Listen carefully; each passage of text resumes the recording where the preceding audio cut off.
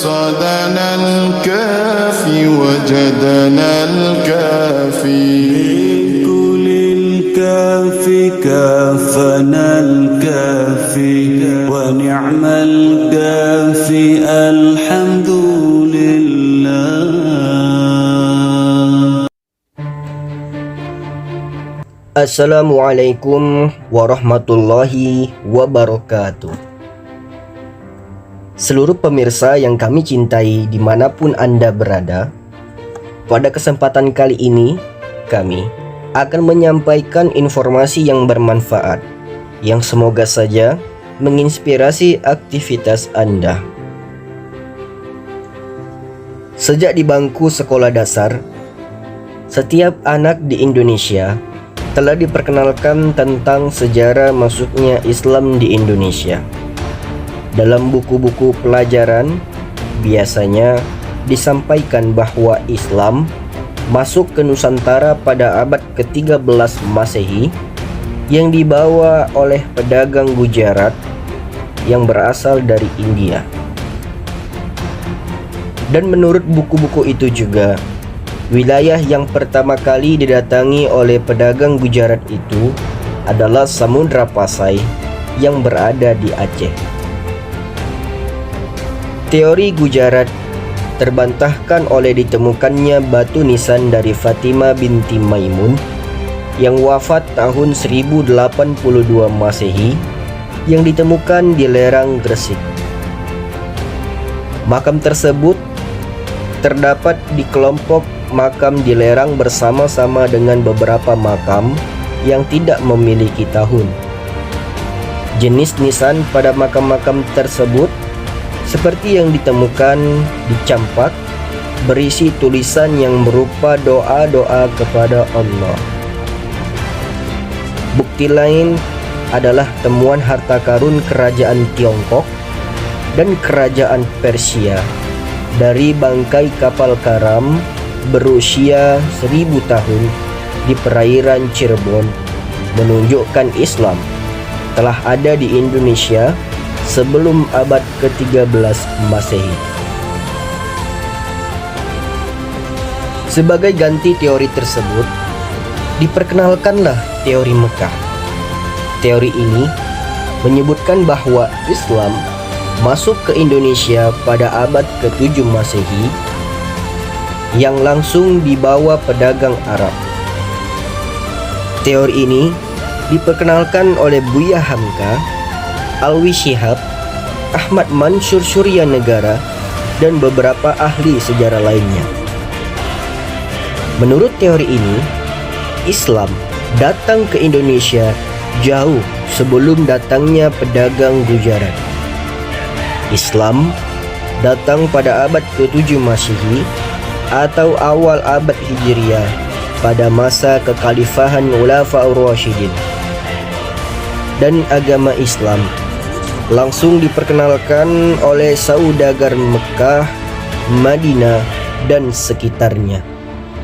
Teori ini juga diperkuat beberapa literatur Cina yang menyebutkan menjelang seperempat abad ke-7 Masehi telah berdiri perkampungan Arab Muslim di pesisir pantai Sumatera.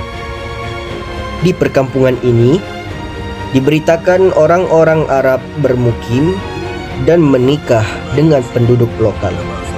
Selain itu, teori ini diperkuat dengan ditemukannya makam sahabat Rasulullah, yaitu Syekh Mahmud di Barus, Tapanuli Tengah. Makam tersebut telah ada sejak tahun 672 Masehi atau sekitar 48 Hijriah. Kami pun kemudian mengunjungi perpustakaan pemerintah Provinsi Sumatera Utara untuk mencari lebih banyak informasi mengenai sejarah masuknya Islam di bumi Nusantara.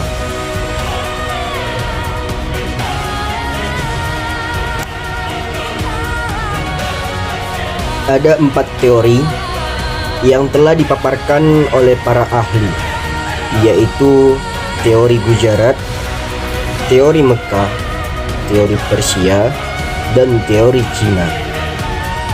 Keempat teori tersebut memiliki jalan yang berbeda terhadap sejarah datangnya Islam di Indonesia. Di antara empat teori tersebut, yang paling kuat bukti dan sumber informasinya adalah teori Mekah. Ya, teori yang diperkuat oleh Buya Hamka ini memiliki sumber informasi yang lebih luas dan detail terhadap sejarah masuknya Islam di Indonesia. Hal tersebut juga disampaikan oleh narasumber kita, yaitu Ustadz Imam Hafiz Qurtubi Elba SPD, selaku Ustadz dan aktivis milenial.